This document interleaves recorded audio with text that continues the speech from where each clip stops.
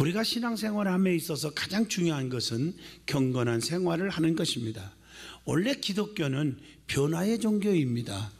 그래서 새 사람이 되라, 새 것이 되었도다, 새로운 피조물이라, 이렇게 또 거듭나라, 이런 말씀을 합니다. 그래서 병든 자는 치료함을, 약한 자는 강함을, 악한 자는 선한 자로, 미련한 자는 지혜로운 자로, 남을 미워하는 자는 사랑하는 사람으로 바꿔줘야 합니다. 언행 심사가 달라지는 거예요. 그게 바로 경건의 삶이요, 신앙생활을 바르게 하는 것입니다. 경건하다는 것은 하나님께 대한 신앙이 굳고 치우치지 않는 결신함을 의미합니다. 다시 말하면 경건한 신앙생활은 의롭게 사는 것과 신앙의 정절을 지키는 것입니다. 그러나 반대로 경건치 못한 신앙생활이 뭘까요? 신앙을 저버리는 행동, 또 악하게 살아가는 것, 이런 것들을 의미합니다. 우리는 경건한 신앙생활을 해야 합니다. 그러면 경건한 신앙생활을 한 사람들의 모습이 어떤 것인지, 악하게 사는 사람들의 모습이 어떤 것인지 우리가 말씀을 통해서 깊이 은혜 받고 깨우침 받는 은혜로운 복된 예배가 될 수 있기를 바랍니다. 성경에 보면 이 경건한 신앙생활 한 사람들에 대해서 말씀을 많이 하고 있는데, 공통점을 보면 하나님이 붙들어 주고 있다는 것, 하나님을 세상에서 가장 제일로 사랑한다는 것, 그래서 하나님이 그를 자녀들과 사업, 직장, 가정을 책임져 줬다는 사실, 그리고 믿음으로 산다는 사실입니다. 오늘 몇 분만 제가 소개해 보려고 합니다. 첫 번째로 아브라함입니다. 아브라함은 경건한 신앙생활을 한 사람입니다. 어떻게? 순종으로 경건을 보여주었던 사람입니다. 창세기 12장 1절로 4절 보면 여호와께서 아브라함에게 이르시되 너는 너의 고향과 친척과 아버지의 집을 떠나 내가 내게 보여줄 땅으로 가라. 75세에 부름을 받고 알지도 못하는 땅으로 하나님 명령대로 순종하고 나갔다는 거예요. 이걸 히브리 기자는 히브리서 11장 8절에 이렇게 말합니다. 믿음으로 아브라함은 부르심을 받았을 때 순종하여 장래의 유업으로 받을 땅에 나아갈새 갈 바를 알지 못하고 나아갔으며, 즉 하나님이 인도하는 길을, 우리를 저주의 길, 망하는 길로 인도하는 분이 아니기 때문에 하나님이 무조건 나오라고 할 때 나오는 거예요. 하나님은 축복의 길, 은혜로운 길, 기적의 길로 인도하시는 분입니다. 그걸 믿는 거지요. 느헤미야 9장 7절에 주는 하나님 여호와시라, 옛적에 아브라함을 택하시고 갈대아 우르에서 인도하여 내시고 아브라함이라는 이름을 주시고, 그렇게 말하고 있습니다. 여러분, 창세기 12장 1절 말씀은 고향과 친척과 아버지의 집을 떠나 아버지께서 지시한 땅으로 갔다고 하는 것입니다. 아무리 정든 곳이지만 하나님의 명령 앞에 순종하여 과감하게 버릴 줄 알았다는 사실입니다.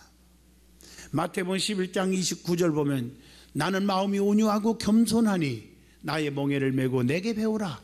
그리하면 너의 마음이 쉼을 얻으리니. 하나님은 결코 분명히 말씀하시는데 우리를 버리거나 떠나지 않는 온유하신 분인 줄로 믿습니다. 창세기 12장 2절 말씀 봐도 하나님께서 떠날 것을 명령하시면 더 큰 보장으로 책임을 지신다는 것입니다. 지체하거나 머물거리거나 차차 이렇게 되면 잘못되는 거예요.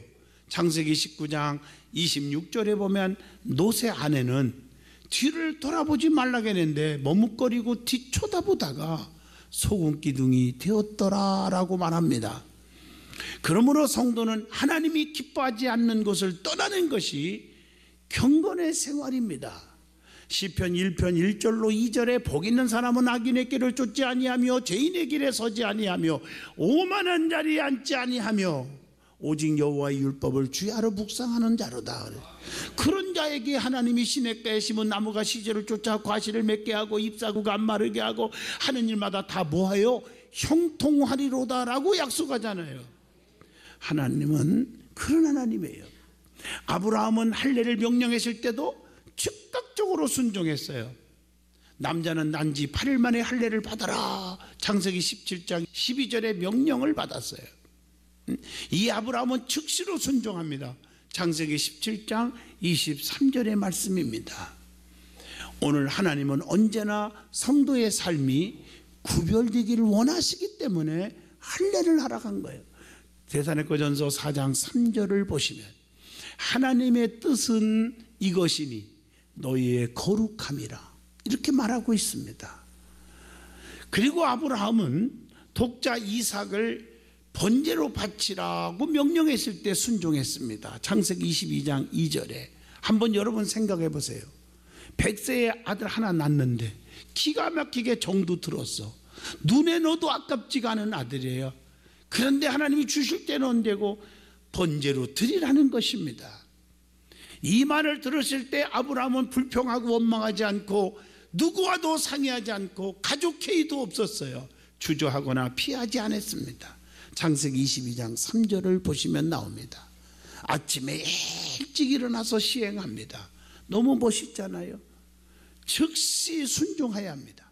창세기 22장 3절 아브라함이 아침에 일찍 일어나 나귀의 안장을 지우고, 우리는요 뜸을 너무 들이면요 마귀 사탄들이 우리를 방해하고 축복을 막아버려요. 행복축제 공사 28 선포했잖아요. 여러분들이 진짜 한 달 남았지만 무관심하지 마세요. 사탄들은 못하게 해요. 한 영혼이 천하보다 귀하다고요. 전도하는 것은 끝까지 강조해도 과언이 아니지 않습니까? 무관심하지 말고 즉시로 이제 시작하시기를 바랍니다. 하나님 그걸 보시는 거예요. 중심을 보시는 거예요. 그런 자들에게 은혜가 임하고 더 나아가서 하나님의 음성을 듣는 거예요. 아브라함이 그 음성을 들었어요. 창세기 22장 11절로 12절에 여호와의 사자가 하늘에서부터 그를 불러 이르시되 아브라함아 아브라함아 하시는지라. 아이에게 손대지 말라 하시고 네 아들 독자라도 아끼지 아니하였으니 내가 이제야 하나님을 경외하는 줄을 알았다고 하면서, 하나님을 경외하는 자는 독자라도 아끼지 아니하고 하나님께 순종하는 것임을 피력하면서 아들보다 하나님을 더 사랑하는 아브라함을 보시고 하나님께서 어떻게 했습니까? 축복을 주시잖아요. 본문 17절로 18절을 보시면요, 하나님은 독자라도 아끼지 아니한 아브라함에게 그 이상의 축복을 주셨어요. 내가 네게 큰 복을 주고 네 씨가, 네 자손이 그 말이에요, 크게 번성하여. 어떻게 번성했어요? 셀 수 없을 정도로 하늘의 별과 같고 바닷가의 모래와 같게 하리니 네 씨가 그 대적의 성문을 차지하리라. 또 네 씨로 말미암아 천하 만민이 복을 받으리니 이는 네가 나의 말을 준행하였음이니라 하셨다 하니라. 말씀입니다. 그 축복이 무엇입니까? 한번 잘 살펴보세요. 네 씨로 크게 번성하게 해준다고 하는 오늘 본문 17절 말씀입니다. 그리고 믿음으로 사는 자는 결코 자식들이 망하는 법이 없다고 하는 말입니다. 시편 37편 5절에 내 길을 여호와께 맡기라. 그를 의지하면 그가 이루시고, 하나님 말씀이잖아요. 네 씨가 대적의 문을 얻으리라 하는데 17절 말씀, 대적의 성문을 차지하리라. 하나님이 높여주시고 많은 사람을 지배하는 엄지로 세워주시는 은총입니다. 하나님은 약한 자를 들어서 강한 자를 부끄럽게 하시는 하나님이시라고 고린도전서 1장 27절에 말씀을 주고 있습니다. 뿐만 아니라 오늘 본문 18절에 또 내 씨로 말미암아 천하 만민이 복을 받으리라고 말씀하고 있습니다. 축복된 믿음의 자녀는 그를 통해서 많은 복을 받게 됩니다. 요한복음 12장 24절 보세요. 한 알의 밀알이 땅에 떨어져서 죽지 아니하면 한 알 그대로 있지만 죽으면 많은 열매를 맺느니라 라고 말씀했습니다. 오늘 여러분 때문에 여러분의 주변들이 다 복을 받을 수 있기를 바랍니다. 믿음의 길을 걸어간 사람들의 씨는 결코 복에서 끊어지지 아니하리라. 히브리서 11장 35절에 보장해 주고 있지 않습니까? 아브라함의 경건 생활을 통해서 우리에게 깊은 교훈을 주고 있습니다. 그게 뭘까요? 창세기 12장 2절, 내가 우선이 아니라 하나님 우선이죠. 부모의 복을 버렸더니 하나님이 복을 주셨다, 그런 얘기고요. 또 성경에 고향의 이름을 버렸더니 하나님의 이름을 주셨다, 창세기 12장 3절의 말씀입니다. 아브라함은 고향을 떠나 크고 영원한 나라의 조상이 되게 하셨지 않습니까? 히브리서 7장 4절의 말씀입니다. 고향의 성공을 버렸더니 하나님이 성공하게 해 주셨다고 창세기 12장 2절을 통해서 증명해 줍니다. 우리 예수님은 고기 잡는 어부 베드로를 사람 낚는 어부로 삼으셨지 않았습니까? 마태복음 4장 19절의 말씀입니다. 자, 두 번째로 경건한 신앙생활을 한 사람이 누굴까요? 욥을 얘기하고 싶습니다. 욥기서 1장 5절에 그렇게 말씀하고 있습니다. 욥은 순전하고 정직하여 하나님을 경외하며 악에서 떠난 자더라, 이렇게 말하고 있습니다. 정직한 사람이었어요. 우리는 정직한 자가 축복을 받습니다. 진실한 자가 될 수 있기를 바랍니다. 처음에는 손해보는 것 같고 많은 사람들에게 왕따 당하는 것 같고 인정 못 받는 것 같아도 제가 목회하면서 보니까 진실한 자가 나중에는 성공하더라고요. 진실한 자녀들이 축복을 받더라는 것입니다. 왜? 하나님은 정확히 판단하시고 다 알고 계신 분이기 때문입니다. 욥은 사탄의 2번 시험에도 불구하고 범죄하지 않았고 하나님을 경외했어요. 욥기서 1장 21절 22절 보면 모든 일에 욥이 범죄하지 아니하고 하나님을 향하여 원망하지 아니하니라, 이렇게 말씀하고 있어요. 하루아침에 그 많은 재산 날라갔고 10남매 죽었고 병들었고 가정이 분비박산되었고 이러한 너무너무 고통스러운 상황에도 욥은 하나님을 원망하지 않았고 하나님의 뜻과 섭리를 믿었던 자 아닙니까? 그래서 우리에게 성경은 말합니다. 욥의 인내를 배우라. 욥의 인내는 모범이 될 만하다고 그랬어요. 야고보서 5장 11절에 너희가 욥의 인내를 들었고 주께서 주신 결말을, 욥에게 마지막에 배의 축복 주신 그 결말을 보았거니와, 이렇게 말씀하고 있지 않습니까? 욥은요, 주신 자도 하나님이시고 취하신 자도 하나님이심을 믿었고 여호와 이름이 찬송을 받으실지니다. 욥기서 1장 21절에 말하잖아요. 내가 오늘날 나된 것은 내가 노력해서 내 경험으로 지식으로 운이 좋아서 잘 나가는 게 아니라 하나님이 하셨다는 것입니다.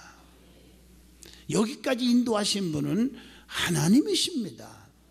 결코 우리는 자만하거나 목에 힘을 주고 교만할 수가 없다는 것이죠. 자, 그 다음에 네 번째로 경건하게 신앙생활한 사람이 누굴까요? 요셉을 얘기할 수 있습니다. 요셉은 환난과 고난이 온다 할지라도 하나님과 사람들 앞에서 떳떳하고 겸손하고 깨끗하게 살아간 경건한 사람이었습니다.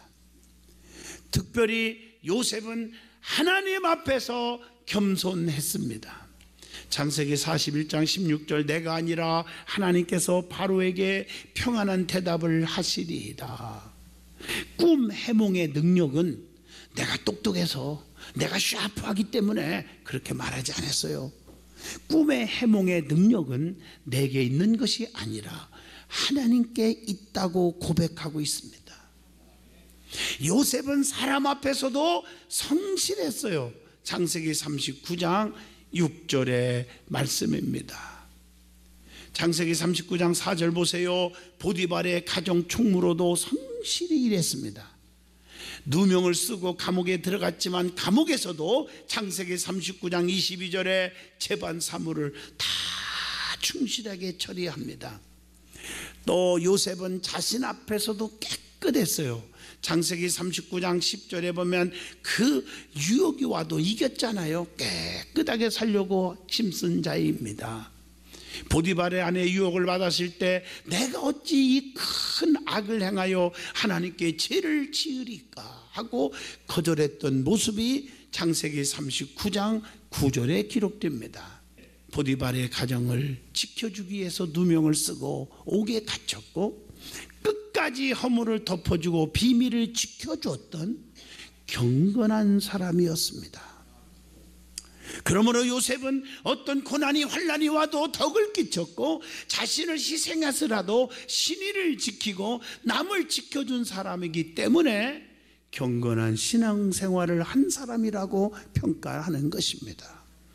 다섯 번째로 사드락과 메섹과 아벳느고 다니엘의 세 친구는 경건한 신앙생활을 한 자임을 다니엘서 3장 18절을 통해서 알 수가 있습니다. 느부갓네살 왕의 금신상 앞에 절하지 아니하므로 우상 앞에 절하지 아니하므로 하나님을 배신하지 않으므로 그 말이죠. 7배나 뜨거운 불못불 속에 들어갔지만 머리털 하나 상하지 않게 하셨습니다. 그 다음에 여섯 번째로 다니엘이라는 사람도 경건한 신앙생활을 한 사람임을 소개합니다. 다니엘서 6장 10절 말씀에 기록되어 있습니다. 여러분, 예루살렘을 향하여 날마다 기도하는 생활을 3번씩 하는 생활을 중단하지 않았어요. 계속 기도했어요. 하나님께 감사하였더라 그랬어요. 하나님께서는 사자굴 속에 들어갈 줄 알고도 하루에 3번 전에 행하던 대로 예루살렘 성전을 향하여 기도를 중단하지 않은 다니엘을 하나님 어떻게 했어요? 사자 입을 확 봉해서 구원해 주셨음을 다니엘서 6장 22절로 23절에 기록되어 있습니다. 다니엘은 신앙의 정절을 지키고자 우상의 제사에 맞좋은 고기 반찬을 거절하고 채소만 먹었어도 하나님이 어떻게 했어요? 다니엘서 1장 15절 책임져 주는데 얼굴이 더욱더 아름답고 살이 더욱더 윤택하여 왕의 음식을 먹은 다른 소년들보다 더 좋아 보인지라 이렇게 기록되어 있어요. 7번째, 에스더라는 사람입니다. 에스더는 경건한 신앙생활을 한 사람이죠. 에스더 4장 16절의 말씀입니다. 나라와 민족을 구원하고자 죽음을 각오하고 왕 앞에 죽으면 죽으리라 하는 신앙으로 나아가서 위기 속에서 나라와 민족을 구했던 사람입니다. 내가 죽어도 나라를 살리자, 백성들을 구하자. 오늘날 한국에도 에스더 같은 자가 많아지기를 축복합니다. 그러므로 지금까지 말씀드린 대로 경건하여 정직하게 살아가는 자는 하나님이 책임져 주신다는 것입니다. 정직한 자의 기도를 하나님은 들어주시잖아요. 잠언서 15장 8절 정직한 자의 기도는 그가 기뻐하시느니라. 가증한 위선적인 기도를 하나님은 거절한다고 그랬죠. 잠언서 11장 3절 사악한 자의 패역은 자기를 망하게 하느니라 이렇게 말하고 있습니다. 그래서 정직한 자의 길은 대로가 열리는 거예요. 잠언서 15장 19절 정직한 자의 길은 대로니라. 이사야 26장 7절 의인의 길은 정직함이요 정직하신 주께서 의인의 첩경을 어떻게 평탄하게 하시는도다. 정직한 자의 장막은 흥하리라. 잠언서 14장 11절에 말씀합니다. 그래서 우리는 정직하게 살자는 거예요. 진실하게 살자는 것입니다. 너무 중요한 말씀입니다. 그러면 악하게 사는 자들에 대해서도 한번 말씀을 드리고 싶습니다.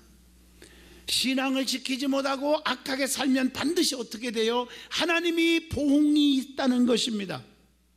다시 말하면 잠언서 3장 33절, 악인의 집에는 여호와의 저주가 있거니와 의인의 집에는 복이 있도다. 악하게 살면 하나님의 저주가 임한다는 것입니다. 욥기서 8장 22절 보면요, 너를 미워하는 자는 부끄러움을 입을 것이라. 악인의 장막은 없어지리라. 부끄러움에 당하고 없어지는 저주가 온다는 것이죠. 잠언서 11장 21절, 악인은 피차 손을 잡을지라도 벌을 면치 못할 것이다. 벌을요 피해갈 수가 없게 하신다는 거죠. 그러나 악인의 길의 모습은 어떠한지를 먼저 알아야 하잖아요. 자, 잠언서 4장 19절에 보면요, 악인의 길은 어둠의 길임을 가르쳐 주고 있습니다. 무엇인지 깨닫지 못하느니라. 어두워서 깨닫지를 못해요. 어둠의 길이에요. 그 다음에 악인의 길은 구부러진 길이래요. 잠언서 2장 15절, 그 길은 구부러지고 그 행위는 패역하니라. 양심도 마음도 구부러진 사람들이 있어요. 안 됩니다. 악인의 길은 멸망의 길이라고 시편 145편 20절에 여호와께서 자기를 사랑하는 자는 다 보호하시되 악인은, 악한 사람은 다 멸하시리로다. 완전히 구분되어 있지 않습니까? 그러므로 우리는 믿음으로 사시길 바라요. 신앙의 정절을 지킬 수 있기를 바랍니다. 하나님을 배신하지 않기를 바랍니다. 성경에 신앙을 저버리고 하나님을 배신한 자들의 말로가 안 좋았다는 것을 알아야 합니다. 시편 9편 15절 보면 열방은 자기가 판 웅덩이에 빠지며 그 숨긴 그물에 자기 발이 걸렸도다. 자기가 판 웅덩이에 걸리고 자기가 만들어놨던 그 뭡니까, 그 밭에 그물을 쳐놨는데 거기에 걸리는도다. 시편 9편 15절. 제가요 어릴 적에 지금도 기억하는데 우리 집에서 교회까지 1시간씩 장화 신고 다니는데요, 우리 아버지가 새벽기도 꼭 가셔서 자녀들을 위해서 기도하고요, 그 모습이 떠올라요. 그리고 주일학교 먼저 9시에 갔다 오면 11시 예배 어른들이 갔다 와요. 그럼 그동안 내 집을 봐야 돼요. 그런데 애들에게 목사님이 야 유리창 좀 닦자 하니까 다 안 해요. 그리고 도망가 그랬는데 나는 안 해요 라는 말을 못 해요. 우리 아버지한테 배운 게 못하게 배웠어요. 그래서 네 이랬어요. 그래서 청소를 1시간 하고 집에 가는데 어디선가 중간쯤 골목에 가는 길에 사람 살려. 그래서 가보니까 이렇게 뭉덩이 같은 걸 파놓고 거기다 오물을 집어넣고 지푸라기 같은 거 풀로 싹 덮어놔가지고, 예? 교회 안 다니는 나쁜 애들이 나를요 좀 악하게 나를 골탕 먹이려고 교회 다닌다고 빠뜨리려고 해놨던 거예요. 근데 내가 네 하고 청소하는 바람에 늦게 갔어요. 그런데 자기 아버지가 토끼뿔 뜯으러 갔다가 오면서 내 대신 거기에 빠져진 거예요. 와, 냄새가 얼마나 심합니까? 근데 나는 참 착한 것 같아요. 그냥 건져줬어요. 그러고 나서 좀 덜 착한 것도 있었어요. 내가 솔직히 회개했으니까 하는 소리인데 귓속말로 너무 속상해서 어르신 아들이 그랬어요. 잃어버렸어요. 그 다음 날부터 보니까 그 아들이 쩔룩거리고 다니는데 분명히 보리타작 일어난 것 같아요. 어떻게 시원한지, 그 시원하다고 생각한 것도 회개했어요.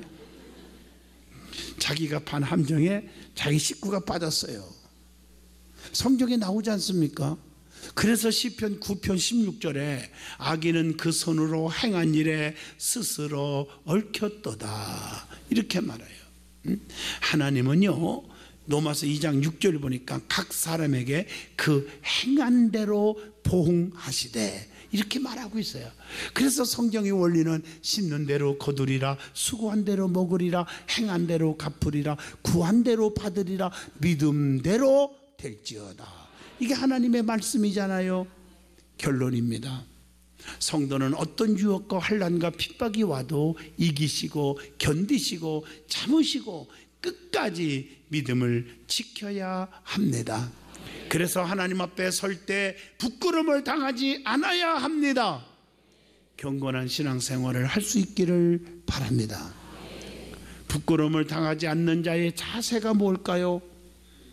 시편 22편 5절 보면 주께 의뢰하여 수치를 당치 아니하였다니다. 하나님께만 의뢰하고 살아야 돼요. 나의 하나님이여, 내가 주께 의지하여 싸우니 나로 부끄럽지 않게 하시고 나의 원수로 나를 이어 개가를 부르지 못하게 해달라고 시편에 보면 그렇게 기록되어 있습니다. 또 시편 31편 1절에 보면 여호와여 내가 주께 피하오리니 나로 영원히 부끄럽게 마시고 주의 의로 나를 건지소서. 하나님께 맡기라는 거예요. 그리고 하나님의 계명을 주의해야 한다. 119편 6절에 그렇게 말하고 있습니다. 뿐만 아니라 하나님을 간절히 사모하고 바라보고 살아라고 시편 25편 3절에 그렇게 말씀하고 계십니다. 하나님의 도우심을 구하고 살으라고 이사야 50장 7절에도 말씀합니다. 어떻든 간에 하나님 백성들은 하나님 백성답게 살아야 한다고 요엘서 2장 26절에 말씀한 것처럼 의롭게 경건하게 믿음으로 진실하게 살아가는 저와 여러분이 될 수 있기를 바랍니다.